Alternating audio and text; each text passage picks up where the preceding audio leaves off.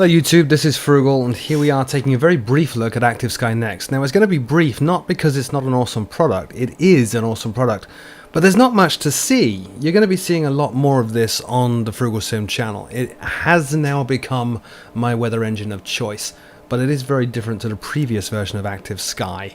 As you can see from the UI, it's not quite as in your face, I guess, as Active Sky 2012, and it is missing some of the features of Active Sky 2012 in that you no longer have textures. So if you bought Active Sky 2012, you would find that you could set up the weather conditions and then click on fly, and it would prompt you to load the relevant textures into FSX. Active Sky Next does not do that. It is a pure weather engine. So you're going to need to either put up with the default textures in FSX or go get yourself another texture set. There is a free one out there, I can't remember the name of it. I like Rex textures. If you already have Active Sky 2012, you can use the textures from that as well. Let me just walk you briefly through the menus here and show you what this does. It's actually quite intimidating because it's so empty. We go into weather configuration, which is where we here, this thing. This is where you choose the time and date. So currently it's actually using an historical date, and just like previous versions of Active Sky, you can go in here and choose any date you like. And provided the servers have the weather for that date, and they go back quite a long way, I think it's about 2 or 3 years, then you'll be able to get accurate weather for that time and date. You can also click up here and say live, or of course you can do manual, which a lot of people want to do. This is where things get really quite confusing. You can put in here the station ID, so say I wanted to set up Orlando, I could say KMCO. Visibility, let's give us 5 statute miles in here. 5 statute miles. Put in the barometric pressure, so pretty muggy day. Let's say it's a 30-30 in there. Precipitation, let's say that it's raining, heavy rain, thunderstorms, and it will start to give you warners saying that there's no cloud present to produce rain, so you need to start adding in clouds. And you can go in here and do a ton of stuff, and as you're doing all this, it's producing a meta which is fairly fabulous.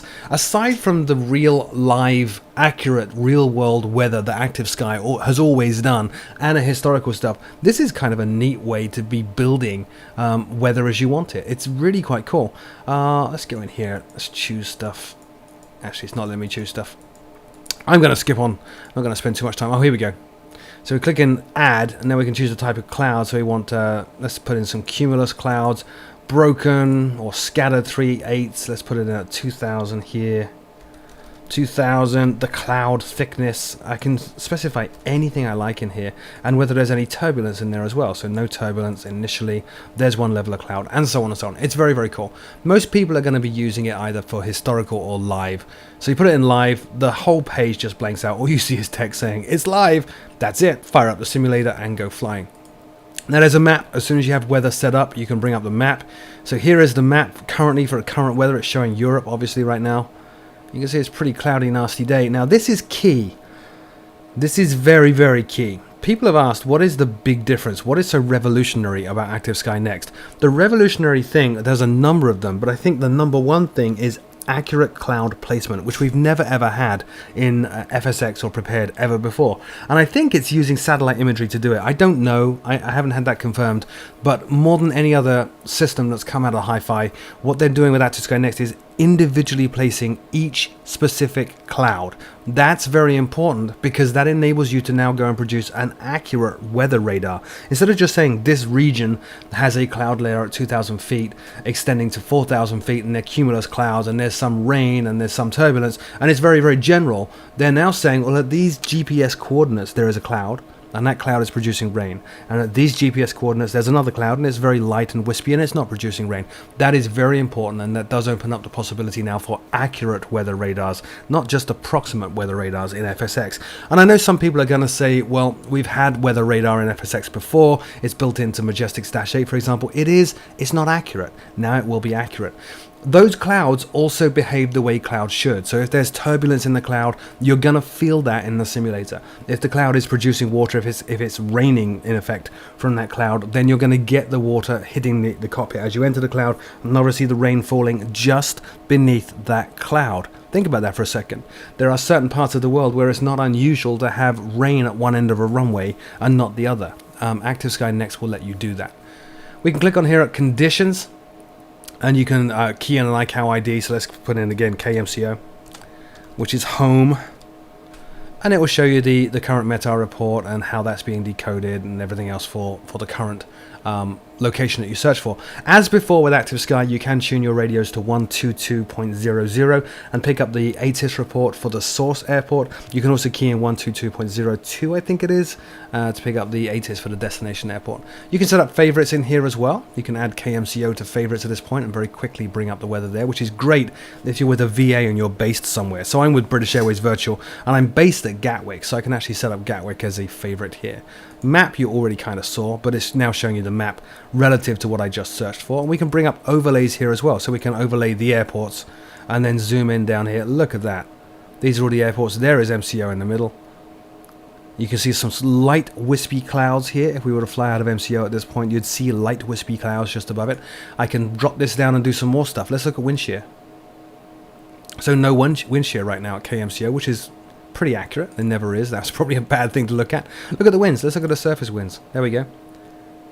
Start looking at surface wind direction, and then if you're flying over an airport or you're en route somewhere, you can bring up the winds and say, I want to see what they're like at my flight level. Let's say flight level 340, or key in a custom flight level down there as well, which is amazing. Lots of cool stuff in there. Flight plan works the same as it always did. You can key in here your departure airport, your destination airport, your cruise altitude, and let Active Sky Next figure out the weather along the route. You can also load in an FSX flight plan if you wish, and then you can go to briefing once you have a flight plan. So let's go ahead and set up a flight plan. Let's say that we're going to go from LSZH, which is Zurich, and we're going to go to EGLL, which is London Heathrow. The alternate is EGKK. Cruise altitude is 32,000 feet, 320. Everything else there looks good. Refresh. There we go. So it's brought up the various waypoints along the route and with the weather conditions along that route as well, which is very, very handy. And so having done that, I can actually now go and click on briefing, and I can get a weather briefing for my entire flight route, which is pretty cool.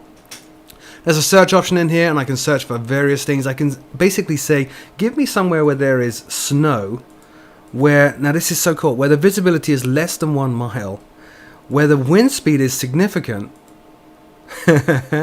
What do you think of that? So if you want some challenging conditions in your flight simming, you can do that now with Active Sky Next using real world weather conditions. Just go to search and basically use these filters to say to find the place in the world that has the weather that you most want to fly in. Let's look at rain, or let's look at rain. Rain. There is nowhere where it's raining with less than 1 statute mile visibility and significant winds. But if we drop the wind down, so a calm wind, there's some heavy rain going on right there. Let's pop it up a little bit. Let's say moderate winds. There's some there. Let's look at thunderstorms. So let's say any wind now, but we want a fairly severe thunderstorm. There's nothing going on. Let's turn the rain off. There is a severe thunderstorm right now going on at Uniform Whiskey Kilo Sierra. How cool is that? Settings. This is a little bit basic compared to what we had before, but there's quite a lot of stuff in here. You have a download interval that you can modify. Most people set this down to 5. I normally run this on a different computer, so it's currently got all the default settings in here. So having moved that slider now, it's going to hang up on me while it tries to figure out what it's going to do. But that's now how you refresh the weather as well. There is no weather refresh button in Active Sky Next. You just change the interval. You can change an option here to prevent downloading the weather on approach, which is very cool. And you can also tell it to use VATSIM weather instead of the real world weather. So VATSIM is sometimes a little bit out of step with the real world. So if you're flying on VATSIM, you can check VATSIM up there. I tend to use real weather even though I'm on VATSIM. And then there's a ton of options in here. Look at this. Maximum cloud layers. So you can change the number of layers of individual sprites that form the clouds from anywhere from 0 all the way up to 20. Default's 5. I find 8 to 10 is pretty good. You can customize the amount of turbulence, and then look at this, minimum and maximum cloud draw distance. You can have if you have a monster PC. Now I have a pretty significant PC.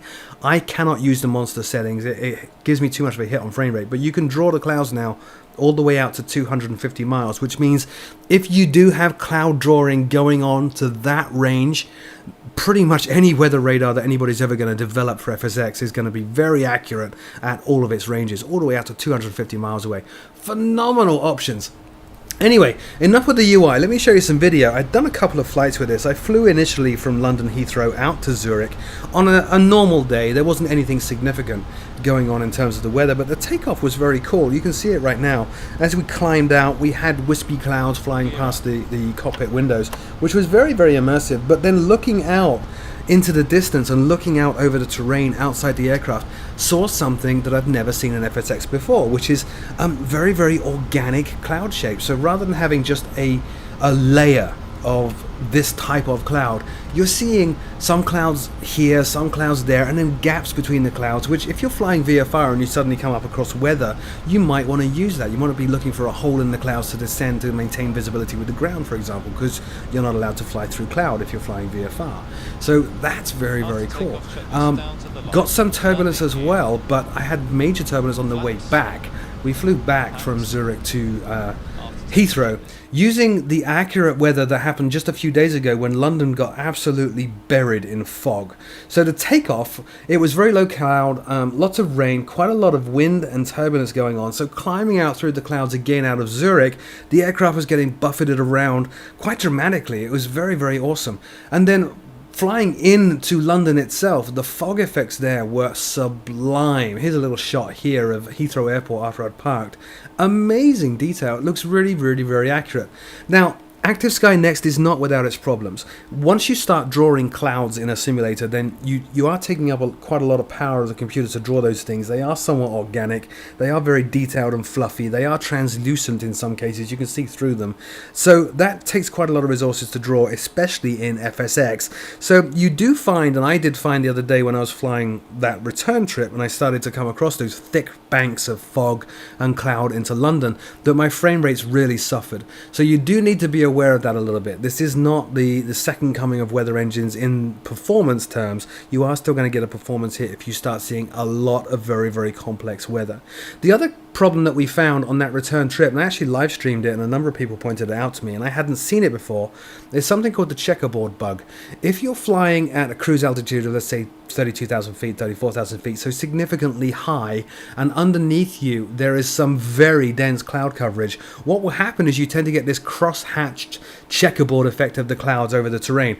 It is not realistic looking. It is quite jarring compared to everything else that Active Sky Next does. Apparently it's been well documented. I'm told on the forums there's quite a lot of chat about the checkerboard bug, and as a result, I'm aware that Hi-Fi are aware of that, and I think they're doing something to resolve that. So for me, it's not a game-ending issue. It's not something that would stop me using Active Sky Next. The fact that you do have accurate turbulence, you have per cloud precipitation, you have downdrafts and updrafts and microbursts and individual cloud positioning, all that wonderful stuff makes Active Sky Next, as far as I'm concerned, the weather engine of choice. I have not seen anything that does weather the way Active Sky Next currently does it. It is that good. However, just be aware, you're going to get that performance hit in some instances, and there are a couple of issues which I think Hi-Fi are messing with. If you have not got it, I think you can download a demo, so please do go download the demo. In particular, you really want to play around with that search. That search thing is phenomenal. Just grab a Cessna and go key in what you want, and then it will tell you the airport you want to fly out of and away you go. It's a phenomenal feature. Really, really, really nice idea. Not seen that done anywhere else as well. Anyway, thank you for watching. This short video became actually quite a normal length. As always, my name is Froogle, and I will see you soon.